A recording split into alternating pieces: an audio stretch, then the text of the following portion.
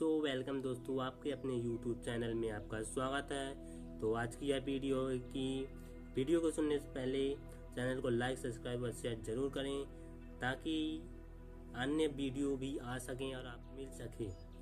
तो इस कहानी का टॉपिक है कि आखिर हम अपने एक परिवार को जोड़ के कैसे रखें, आखिर किस प्रकार हम अपने परिवार को जोड़ के रख सकते हैं।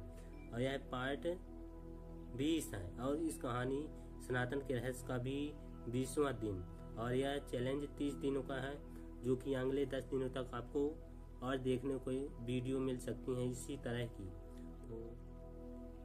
तो आइए शुरू करते हैं इस कहानी को। वर्तमान समय में मनुष्य अपने स्वास्थ्य के प्रति जागरूक हो चुका है। एक और लोग समय समय पर अपनी स्वास्थ्य जांच कराते रहते हैं, वहीं दूसरी ओर सैर, आसन और योग की ओर भी ध्यान दे रहे हैं। कई संस्थाएं शारीरिक योग करवाती हैं और कई संस्थाएं मन के संतुलन के लिए भी ध्यान करवाती हैं, क्योंकि इसमें सहज तरीके से मन को नियंत्रित करने के साथ उसे ईश्वरीय कार्य में लगाया जाता है। मेडिटेशन या ध्यान की जब बात आती है तो अधिकतर लोगों के मन में एक भ्रम उत्पन्न हो जाता है, जो कि व्यक्ति के मेडिटेशन में परिपक्व हो जाता है। इस परिवार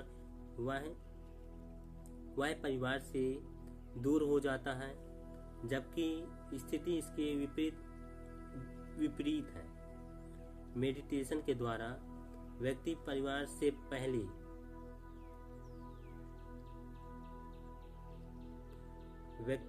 परिवार को पहले से बेहतर समझने लगता है और उसी के अनुरूप क्रिया प्रतिक्रिया कर सहज जीवन जीने लगता है। मेडिटेशन ध्यान वास्तव में व्यक्ति के विकारों को समाप्त करने में सहायक होता है।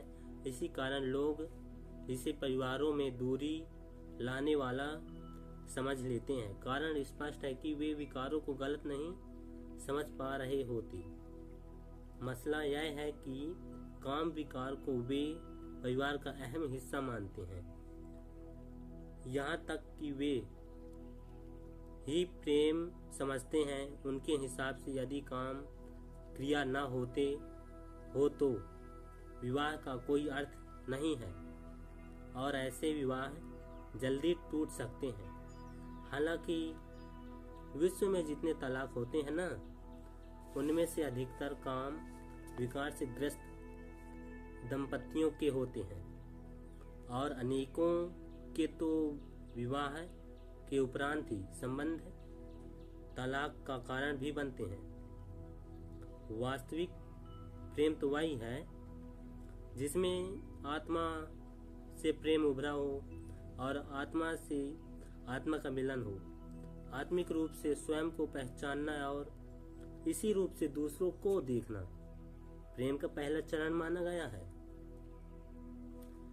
राजयोग द्वारा न केवल विकारों से मुक्ति मिलती है, अपितु सद्गुणों के विकास में भी यह सहायक होता है।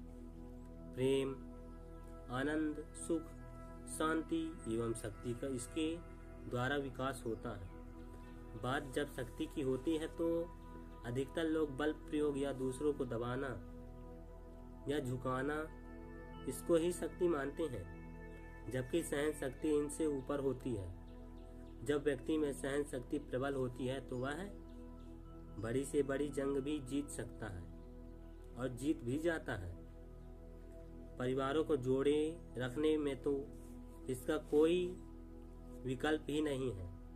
अक्सर परिवारों में एक सदस्य कुछ कहता है तो दूसरा उसे सहन नहीं कर सकता और सहन शक्ति के अभाव के कारण परिवारों में फूट पड़ जाती है और परिवार एक दूसरे से टूट जाते हैं।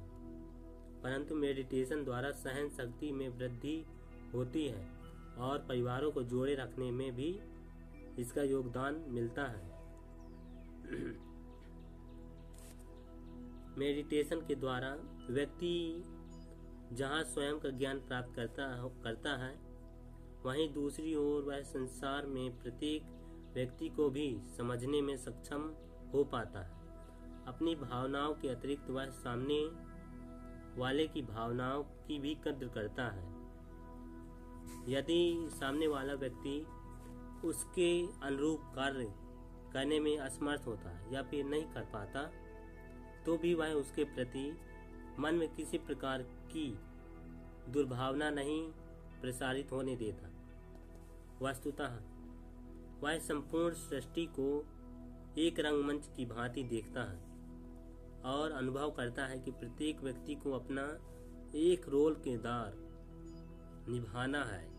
हमारा एक रोल दूसरे के प्रति अनुकूल हो या आवश्यक नहीं। इसी तरह परिवार के सदस्य भी तो अपना अपना रोल ही निभा रहे होते हैं। यह धारणा मन में आने पर परिवार एक सूत्र में जुड़े रहते हैं। व्यक्ति को जब अपने स्वभाव और संस्कार का ज्ञान हो जाता है ना, और वह समझ भी आ जाता है कि अनेक जन्म लेते लेते उसके ये संस्कार पक्के हो गए हैं और स्वभाव में भी शामिल हो गए हैं, तो वह इन पर कार्य करने लगता है। जिस प्रकार एक ही दिन में ये स्वभाव संस्कार नहीं बनते, उसी प्रकार एक ही दिन में इन्हें बदला भी नहीं जा सकता। बार बार के योग अभ्यास और के द्वारा यह सब संभव हो पाता है। उदाहरण के लिए आत्मा का मूल संस्कार शांति होने के बावजूद भी बहुत से लोग क्रोध करते हैं। उनका यह संस्कार एक बार क्रोध करने से नहीं बनता, अपितु बार बार क्रोध करने से उनका स्वभाव बन जाता है। जब वे राजयोग करते हैं तो उनका आत्मा के मूल गुणों का आभास होता है और परमात्मा से जुड़ते हैं तो स्वतः ही शांति की किरणें उन्हें उस शांति के सागर से प्राप्त होने लगती है। धीरे धीरे आत्मा धन्य हो जाती है और शक्तियाँ और गुण उसमें भरने लगते हैं। राजयोग में व्यक्ति जब आत्मचिंतन करता है, स्वयं का विश्लेषण करता है, तो उसे ज्ञात होता है कि अपने दुखों के लिए वह स्वयं ही जिम्मेवार है। इसके लिए किसी को जिम्मेदार ठहराकर उस पर गुस्सा प्रकट करना तो इस प्रकार है जैसे सुलगते हुए कोयले को किसी और पर फेंकने के लिए हथेली पर उठा लेना, अर्थात गुस्सा करने वाला स्वयं अपना अहित कर रहा होता है। गुस्सा करने से ब्लड प्रेशर तो बढ़ता ही है, हृदय रोग जैसी अनेक बीमारियां भी होने की संभावना होती है। गुस्से से वाद विवाद, कलह, मनमुटाव जैसी स्थितियां भी उत्पन्न हो जाती हैं। गांधी जी ने कहा भी था कि हिंसा का जवाब अहिंसा से दिया जाना चाहिए। वैसे ही क्रोध को क्रोध के बजाय शांति के द्वारा समाप्त किया जा सकता है। वास्तव में हमारी इच्छाएं ही हमारे दुखों का कारण बनती हैं। जितनी हमारी इच्छाएं होंगी उतना ही हमारा दुख का कारण बन सकता है। मेरे एक मित्र हैं जो कि मैं उनके बारे में आपको बताना चाहता हूँ।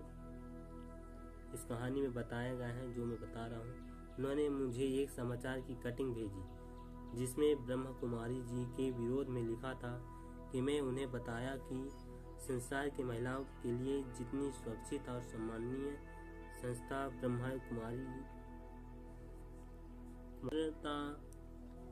को जीवन में अपनाने पर बल देती हैं। जो लोग बाहर से या बिना जाने किसी के बारे में कुछ भी बोल देते हैं वे भ्रम बात करते हैं। उन्हें एक बार संस्था के भीतर आकर जानकारी अवश्य लेनी चाहिए ताकि सत्य का खुलासा किया जा सके। वर्तमान समय में मेडिटेशन जहाँ परिवारों में रिश्तों के मध्य मधुर सामंजस्य कायम करता है, वहीं दूसरी ओर पूरे विश्व को एक परिवार के रूप में स्थापित करने में सहायक होता है। एक मान्यता के अनुसार प्रत्येक व्यक्ति को जितने वर्ष उसकी आयु है कम से कम उतने मिनट उसे मेडिटेशन करना चाहिए जिससे कि उसका स्वास्थ्य सुधार हो और मन भी उसका प्रसन्न रहे। तो धन्यवाद दोस्तों। कैसी लगी आपको यह वीडियो कमेंट में ज़रूर बताएं। तो मिलते हैं नेक्स्ट पार्ट में। जय श्री राम।